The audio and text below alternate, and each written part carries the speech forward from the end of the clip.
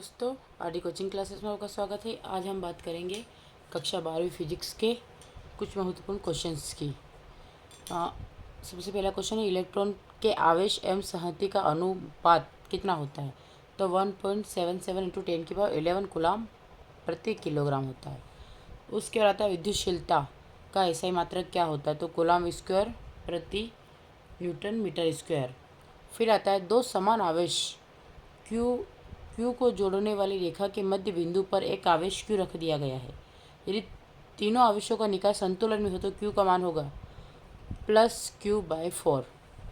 फिर आता है आपका फोर्थ क्वेश्चन, +1 μc तथा +4 μc के दो आवेश एक दूसरे से कुछ दूरी पर वायु में स्थित है, उन पर लगने वाले बलों का अनुपात कितना होगा? तो 1:1 होगा। फिर आता है 8 कूलाम ऋण आवेश में उपस्थित इलेक्ट्रॉनों की संख्या, तो 5 × 10⁻49 होता है। विद्युत क्षेत्र की तीव्रता का मात्रक न्यूटन प्रति कूलाम होता है। विद्युत क्षेत्र का मात्रक है तो न्यूटन प्रति कूलाम विद्युत क्षेत्र का मात्रक है। वोल्ट प्रति मीटर ये भी विद्युत क्षेत्र का मात्रक है। और जूल कूलाम प्रति मीटर ये भी विद्युत क्षेत्र का मात्रक है।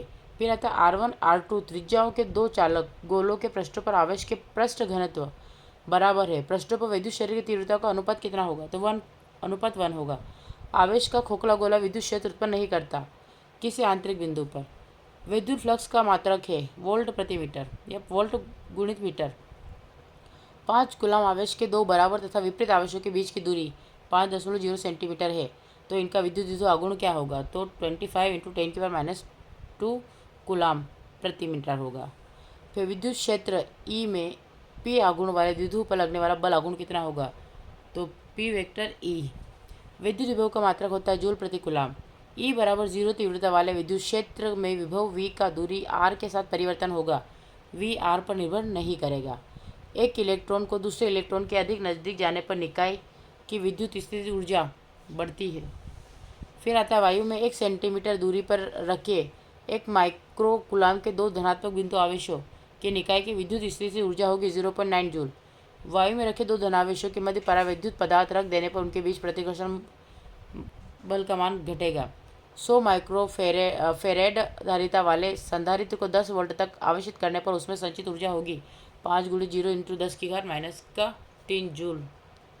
फिर आता है किसी चालक में 3.2 एम्पियर की धारा प्रवाहित हो रही है, तो प्रति सेकंड प्रवाहित इलेक्ट्रॉनों की संख्या होगी तो 2 × 10⁻19। फिर प्रतिरोध की विमा होती है तो mL2T-3A-2 प्रतिरोध की विमा की बात हो रही है। फिर आता है 50 ओम प्रतिरोध के धात्विक तार को खींचकर उसकी लंबाई 2 गुनी कर देते हैं, तो उसका नया प्रतिरोध होगा 200 ओम का। 100 वाट 220 वोल्ट का बल्ब 110 वोल्ट की सप्लाई से जुड़ा है। बल्ब में व्यय होने वाली शक्ति होगी तो 25 वाट की।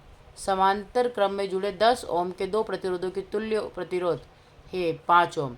दो प्रतिरोध R तथा 2R एक विद्युत परिपथ में समांतर क्रम में जुड़े हैं। R तथा 2R में उत्पन्न ऊष्मीय ऊर्जा का अनुपात कितना होगा? तो 2:1। किरचॉफ का धारा का नियम किसके संरक्षण के परिणाम स्वरूप है? आवेश के। चुंबकीय क्षेत्र का मात्रक होता है वेबर प्रति मीटर स्क्वायर। U0 E0⁻½ का मान है तो 3 × 10⁸ मीटर प्रति सेकेंड। भवा और परमाणु अनुसंधान केंद्र स्थित है मुंबई में। जर्मेनियम अर्धचालक में वर्जित ऊर्जा अंतराल होता है 0.72 इलेक्ट्रॉन वोल्ट। किस उपकरण का उपयोग दिष्ट कार्य के रूप में किया जाता है? तो संधि डायोड का उपयोग दिष्ट कार्य के रूप में किया जाता है। दूरदर्शी में नेत्रिका की फोकस दूरी अभिदर्शक की फोकस दूरी से कम होगी। एक न्यूट्रॉन का द्रव्यमान होता है 1.67 × 10⁻27 kg। धारा घनत्व का एसआई मात्रक है एम्पियर प्रति मीटर स्क्वायर। शुद्ध संधारित्र युक्त प्रत्यावर्ती परिपथ में प्रवाहित धारा एवं आरोपित वोल्टता के मध्य कालांतर होता है π/2। फिर आता है दिष्ट धारा की आवृत्ति होती है 0। सबसे अधिक आवृत्ति की विद्युत चुम्बकीय तरंग गामा किरण होती है। प्रकाश तरंगों की आवृत्ति 10⁻14 हर्ट्ज होती है। प्रकाश का वेग विरल माध्यम से सघन माध्यम में जाने पर घटता है। चुंबकीय क्षेत्र एक सदिश राशि है। शंट के उपयोग से धारा मापे की सुग्राह्यता कम हो जाती है। आदर्श प्रेरकत्व का ओमी प्रतिरोध 0 होता है। इसके आगे अब हम 42 से नेक्स्ट लेक्चर में करेंगे। Thank you for watching.